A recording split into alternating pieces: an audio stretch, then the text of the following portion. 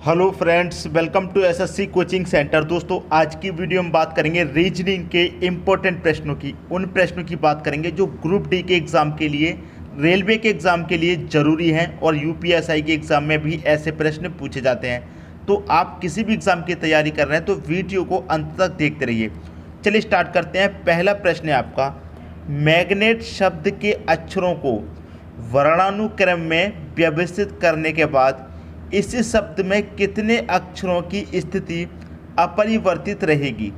ठीक है, मैग्नेट शब्द को, तो मैं क्या करता हूँ, इस शब्द को लिख लेता हूँ, मैग्नेट। ठीक है, लिख लिया, मैग्नेट लिख लिया। क्या कह रहा है, शब्द के अक्षरों को वर्णानुक्रम में, वर्णानुक्रम का मतलब दोस्तों क्या है, हमसे कह रहा है कि वर्णानुक्रम में व्यवस्थित करने के बाद। वर्णानुक्रम का मतलब क्या है दोस्तों, ए से स्टार्ट करें और जेड तक चलें, ए बी सी डी, इस तरीके से। क्लियर हुई दोस्तों बात, इस तरीके से व्यवस्थित करें। तो देखिए यहाँ पर सबसे पहले तो ए आता है ए बी सी डी में, तो ए यहाँ पर दे रखा, तो सबसे पहले मैं ए लिखूँगा। ठीक है, ए के बाद बी आता है, बी यहाँ नहीं दिया गया। सी आता है, नहीं दिया गया। डी आता है, नहीं दिया गया। ई आता है, तो ई यहाँ पर दे रखा है, ये रहा। ठीक है, वर्णानुक्रम में लिखेंगे। अब ई के बाद क्या आता है, एफ आता है, नहीं। जी आता है, जी दे रखा है। एच आता है, इसमें एच नहीं है। आई आता है, आई भी नहीं है।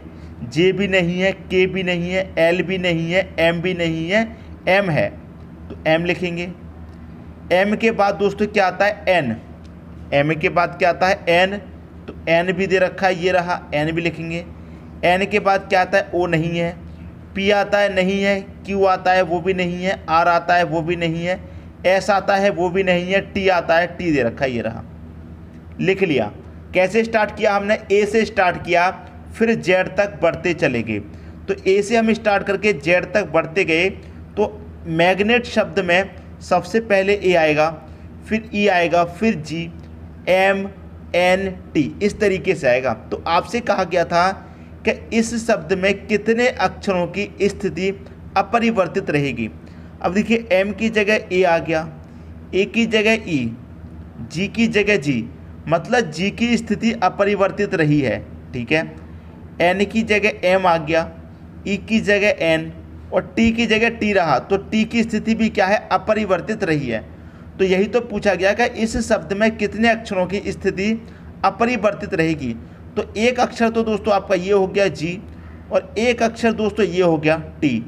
ये दो अक्षर ऐसे हैं जिनकी स्थिति अपरिवर्तित रही है, मतलब जी के स्थान पर जी आया है और टी के स्थान पर टी। जहाँ जी था वहीं पर जी रहा, जहाँ टी था वहीं पर टी, इनकी स्थिति अपरिवर्तित रही। तो कितने शब्द ऐसे हैं दोस्तों, दो। एक ये, कितने हैं, दो। तो दो हो जाएगा आपके प्रश्न का सही आंसर, बी ऑप्शन। उम्मीद करता हूँ सभी को क्वेश्चन अच्छे से समझ में आ गया होगा। अब देखेंगे अगला क्वेश्चन।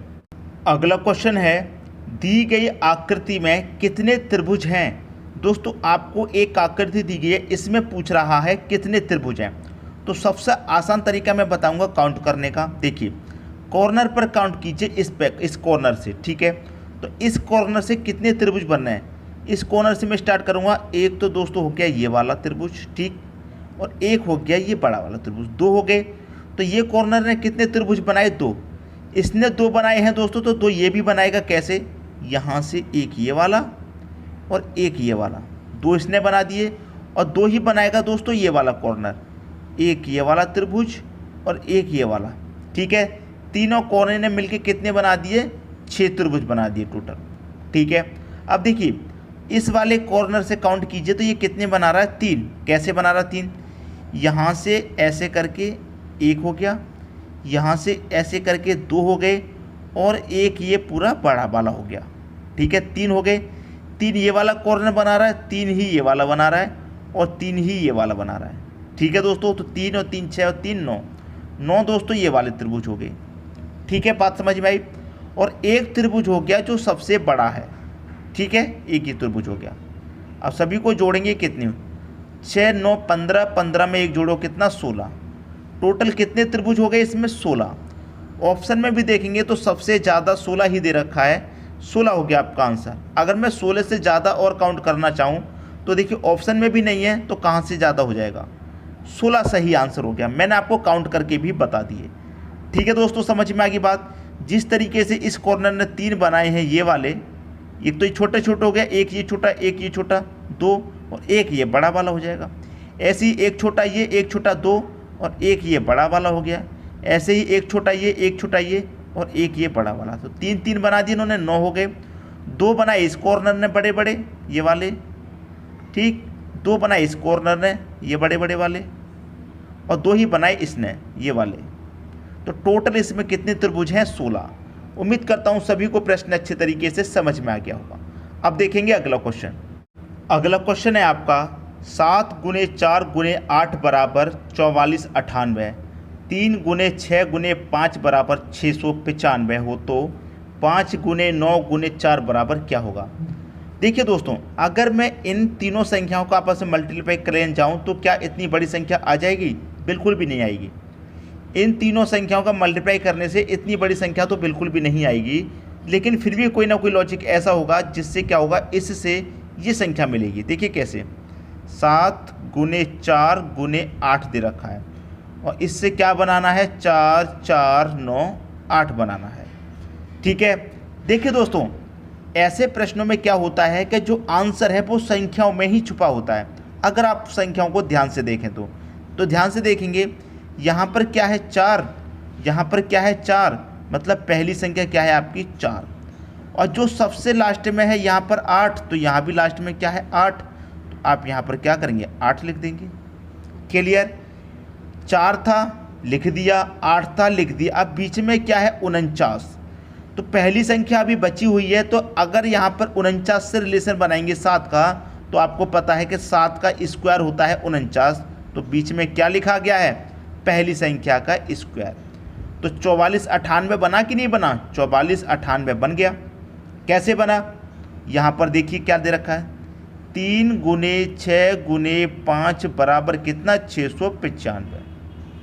तो यहाँ क्या क्या, जो बीच वाली संख्या उसे एज इट इज रखनी है, लास्ट वाली संख्या है उसे भी एज इट इज रखना है, पहली संख्या का स्क्वायर करके बीच में रख देना है। तो पहली संख्या का स्क्वायर करूँगा मैं 9, 695 आ गया, यहाँ भी 695। करना क्या है, बीच वाली संख्या एज इट इज रखनी है, लास्ट वाली भी एज इट इज, पहली संख्या का स्क्वायर करके बीच में रख दो। समझ में आ गई बात? वही यहाँ पर कर देना है। 5 गुने 9 गुने 4 बराबर क्या? ठीक है, तो बीच वाली संख्या एज इट इज रखनी है, लास्ट वाली संख्या एज इट इज रखनी है, पहली संख्या का स्क्वायर करके बीच में। तो 5 का स्क्वायर कितना आएगा, 25 आएगा। तो 9254 किस ऑप्शन में है, 9254 पहले ही ऑप्शन में है। पहला ऑप्शन क्या आ गया, आपके क्वेश्चन का सही आंसर आ गया। उम्मीद करता हूँ प्रश्न आप सभी को बहुत अच्छे तरीके से दोस्तों समझ में आ गया होगा। अब देखेंगे अगला क्वेश्चन। अगला क्वेश्चन है 3 into 3 का सिमेट्री है, क्वेश्चन मार्क दे रखा है यहाँ पर। इस प्रश्न को देखने के बाद आपको लग जाएगा कि वाकई में प्रश्न अच्छा था। देखिए कैसे, अब देखिए यहाँ पर हमारा जब क्वेश्चन मार्क है, अब मैं संख्याओं में एक चीज़ आपको बता दूँ। हम सबसे पहले क्या देखते हैं इन प्रश्नों में कि बड़ी संख्याएं किधर दी गई हैं। तो यहाँ पर एवरेज संख्याएं, मतलब ऐसा नहीं है कि इस तरफ मैं चलूँ तो बड़ी संख्याएं या फिर मैं इस तरफ चलूँ तो बड़ी संख्या, लगभग आसपास वाली ही संख्याएं हैं। तो देखिए यहाँ पर क्वेश्चन मार्क है, ठीक है, यहाँ पर क्या है क्वेश्चन मार्क। अब देखिए 17 12 25 11 13 4 19 16 यहाँ क्वेश्चन मार्क, ठीक है। अब समझिए मैं क्या करूँ कि इन दोनों संख्याओं का करूँ अंतर, इन दोनों संख्याओं क्या करूँ अंतर। मतलब अंतर का ये होता है कि ज़्यादा में से कम को घटाते हैं। ऊपर वाली संख्या ज़्यादा है तो उसमें नीचे वाली को घटा देंगे, अगर नीचे वाली ज़्यादा है तो उसमें से ऊपर वाली को घटा देते हैं। दोनों संख्याओं का अंतर करना होता है। तो देखिए 17 ज़्यादा है तो 17 में से मैं क्या घटा दूंगा 12, तो कितना बचेगा 5। 5 बचेगा कि नहीं बचेगा। तो नीचे क्या दे रखा है 25, तो जो 5 बचा है अगर मैं इसी का स्क्वायर कर दूं तो 25 नहीं आ जाएगा। बात आई समझ में।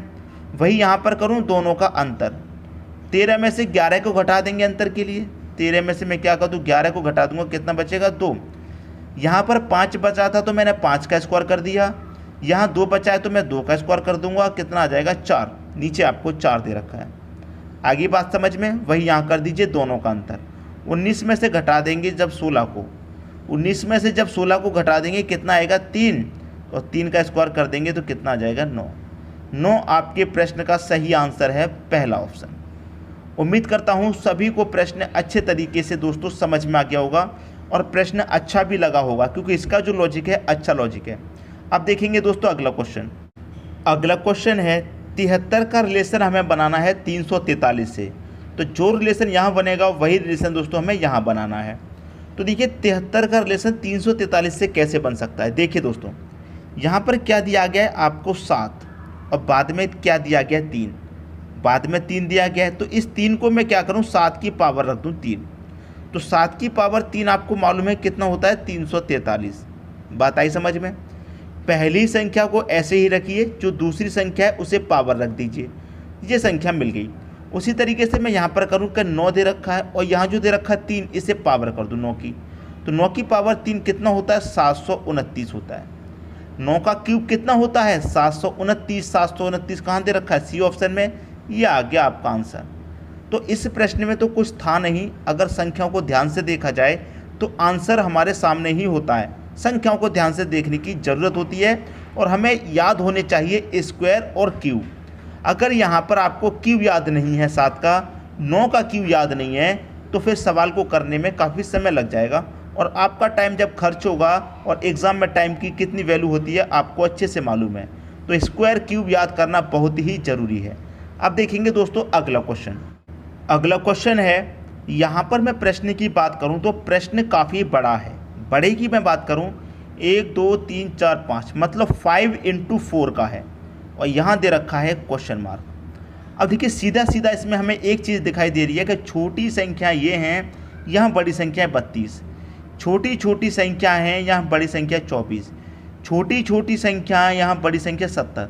तो इतना तो पता चल गया कि इस तरफ बड़ी संख्या दी जा रही हैं, तो हम बड़ी संख्या की तरफ क्वेश्चन को सॉल्व करेंगे। मतलब 4 3 2 8 से क्या बनाना है आपको 32 बनाना है। तो मैं आपको बिना घुमा फिरा के सीधा आंसर पे लेके चलता हूँ कि आंसर इसमें कैसे आने वाला है। अगर मैं इनका मल्टीप्लाई करूँ 4 का 3 से तो कितना हो जाएगा 12, 12 का 2 से करूँगा 24, कितना हो गया 24। क्लियर। 4 त्रिक का 12, 12 दूनी का कितना हो गया 24 हो गया। ठीक है। अभी इस 8 को क्या करेंगे इसमें जोड़ देंगे 24 में। तो 24 में 8 जोड़ेंगे कितना हो जाएगा 32। ये 32 ही तो दे रखा है, हमारा 32 आ गया। कैसे आया, जो पहले की 3 संख्याएं थी उनका मल्टीप्लाई किया और चौथी संख्याओं को जोड़ा तब ये संख्या आई। तो यहाँ पर भी हम क्या करेंगे 3 संख्याओं का ही मल्टीप्लाई करेंगे। जब यहाँ 3 का किया है तो यहाँ भी 3 का। तो 5 त्रिक का 15, 15 एकम 15, 15 आ गया मल्टीप्लाई करने के बाद। जो 9 है उसे क्या कर देंगे जोड़ देंगे। 15 में 9 जोड़ेंगे कितना आएगा 24 आएगा। यहाँ आपको 24 ही तो दे रखा है। तो पहले की 3 संख्याओं का मल्टीप्लाई यहाँ पर भी कर दो। 7 त्रिक का 21, 21 त्रिक का 63, कितना हो गया 63। 63 में क्या करेंगे 7 को प्लस कर देंगे और 63 में जब 7 को जोड़ेंगे तो कितना हो जाएगा 70। यहाँ दे रखा है आपको 70। उम्मीद करता हूँ इतना बड़ा सवाल अब आपको बहुत छोटा लगने लगा होगा। वही यहाँ पर करिए तीनों का आपस में मल्टीप्लाई। 2 निमे का 18, 18 चौके 72, कितना हो गया 72। इस 12 को क्या करेंगे जोड़ देंगे। अब देखिए 72 में 12 जोड़ेंगे तो कितना आएगा 2 और 2 4, 7 और 1 8 मतलब 84। तो क्वेश्चन मार्क की जगह क्या आ जाएगा दोस्तों आपका 84 आ जाएगा। बी ऑप्शन हो जाएगा आपके प्रश्न का सही आंसर। प्रश्न बहुत बड़ा था, बहुत बड़ा प्रश्न था, लेकिन जब लॉजिक समझ में आया तब लगने लगा कि प्रश्न चाहे कितना भी बड़ा क्यों ना हो, अगर हमें उसका करने का तरीका मालूम है तो कितना भी बड़ा क्वेश्चन हो 2 सेकेंड में आंसर आता है, कितना भी बड़ा क्यों ना हो। अगर तरीका आपको नहीं पता तो कितना भी छोटा क्वेश्चन क्यों ना हो उसे करने में भी बहुत समय लग जाएगा, वो भी नहीं हो पाएगा जब तरीका नहीं पता। अगर तरीका पता तो कितना भी बड़ा दे दो आंसर उसका भी निकल के आएगा। तो मैं उम्मीद करता हूं कि सभी को प्रश्न बहुत अच्छे तरीके से समझ में आगे होंगे। दोस्तों यदि वीडियो पसंद आया तो लाइक करें और दोस्तों में भी शेयर करें। यदि आपने हमारे चैनल को अभी तक सब्सक्राइब नहीं किया है तो कर लीजिए और बेल आइकन का बटन भी दबा दीजिए दोस्तों। धन्यवाद।